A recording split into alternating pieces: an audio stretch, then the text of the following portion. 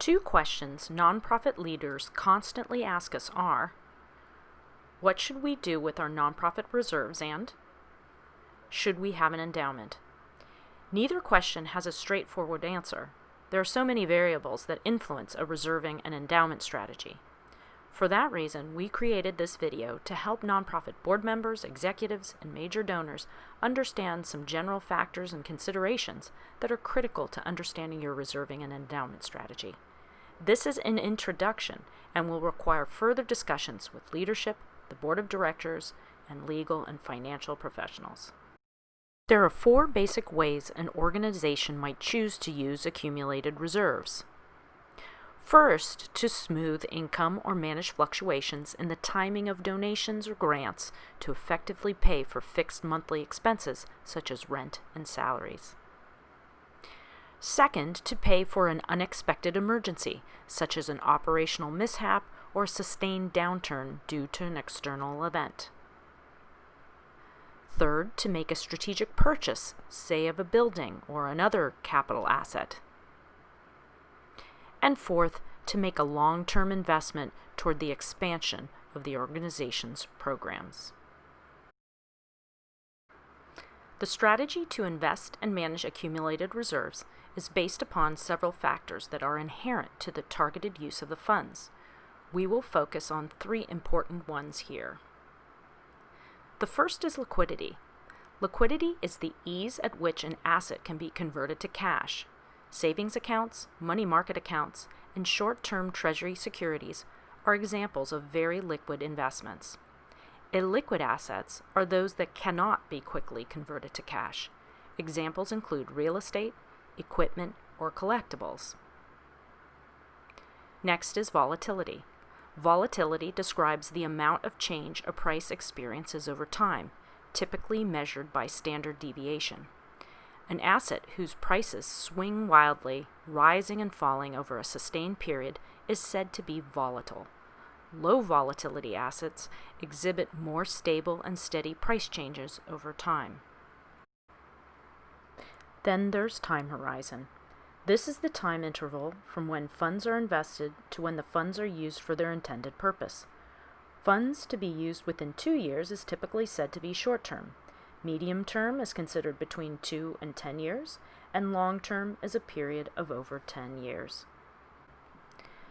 These 3 factors, liquidity, volatility, and time horizon, are interrelated and critical in determining the appropriate investment approach for the organization's strategic goal. Let's look at our 4 uses of funds and their corresponding investment strategies. The following are for educational purposes only and should not be used as specific investment instructions. If the receipt of donations and grants are not perfectly timed with expenses, funds need to be readily available to pay for temporary income gaps. These funds also need to be highly liquid and their value largely predictable. Appropriate investments for income smoothing could be a savings or checking account, a money market, or maybe a short-term CD if the exact timing of the expense need is known. If the objective for reserves is to restore the organization after an unexpected emergency, the funds should also be liquid, relatively stable, and short-term, particularly for incidents that are very likely to occur within a 12-month cycle. Some emergencies, on the other hand, might occur every other year, or maybe once every 5 years. Organizations should have funds available for these less frequent incidents as well, but funds could be invested in less liquid and/or more volatile assets that are more likely to grow in value than ultra-liquid, ultra-stable assets.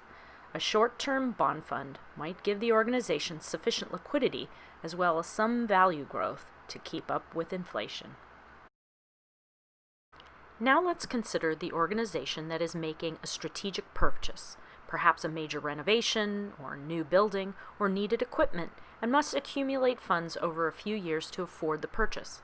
The organization may decide that keeping the funds in a highly liquid, very low volatility investment might not appreciate enough to afford the purchase in the medium term. In that case, the investment can be less liquid and more volatile to attempt to grow the value of the account to keep up with the price of the asset. But there is a risk with this approach. For example, if the price of the real estate, or whatever the planned purchase is, increases faster than the value of the funds saved to purchase it, the organization must have a plan to make up that gap. If the organization has funds for ongoing support and innovation in the form of a restricted endowment or an unrestricted board-designated fund, investments should be diversified across the spectrum of the three factors, liquidity, volatility, and time horizon, to ensure the funds have a chance to grow with investments that are typically less liquid, like riskier stocks, but are also fortified against downturns in the economy with more stable priced and income-generating investments, like bonds. Let's turn to the basics of endowments, as it's the most recognized strategy an organization uses to invest large amounts of money. First, an endowment is for either a medium-term specific purchase, or it could be used for long-term ongoing support. Second, the funds in an endowment can be restricted by a donor, considered a true endowment, or unrestricted, as with a board-designated fund or quasi-endowment.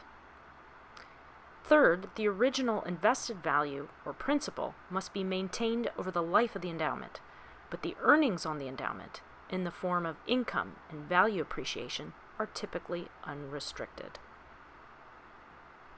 And finally, a true endowment, restricted by a donor, is governed by an investment policy statement and UPMIFA. When establishing an endowment, it is critical that the board, in its role as a fiduciary, execute an investment policy statement to establish clear objectives and management policies.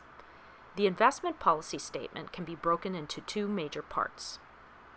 The first part is the introduction, which spells out the purpose of the endowment, the roles, responsibilities, and standards of conduct expected of the board and any hired investment professionals.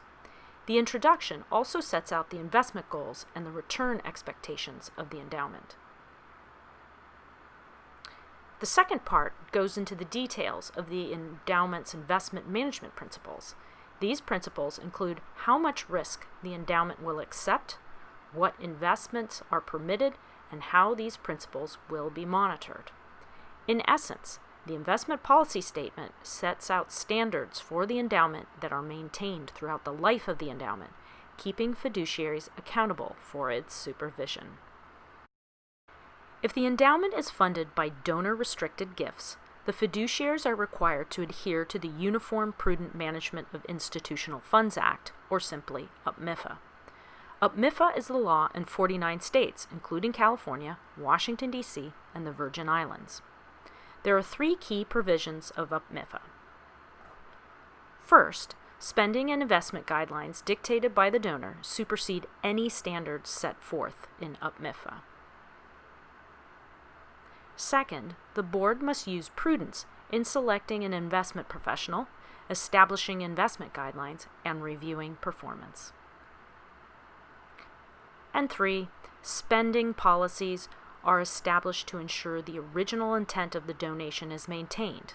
In California, spending over 7% of the value of the endowment is considered imprudent unless the organization can demonstrate that excess spending is acceptable.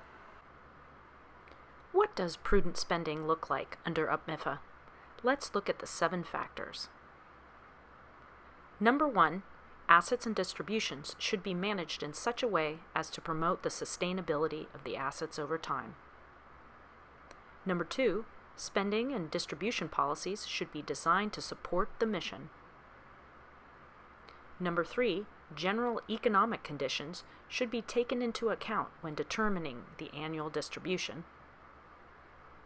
Number 4, spending policies should always account for the effects of inflation and deflation. Number 5, in crafting a spending policy, an institution should consider what returns are realistic relative to the return, risk, and liquidity profile of the portfolio. Number 6, when determining a spending policy, it is important to consider the other financial resources of the organization. And 7, the investment policy needs to be flexible enough to establish sustainable spending. Not every endowment should be governed by UPMIFA, If you are uncertain, contact a legal professional. And even if your organization is not required to follow its guidelines, UPMIFA can help to instill discipline in every step of the process, including portfolio construction, scheduled distributions, and ongoing strategic reviews.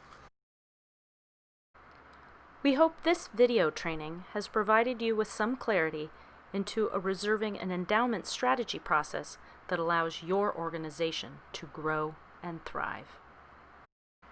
For more insights and resources, visit us at fairlightadvisors.com.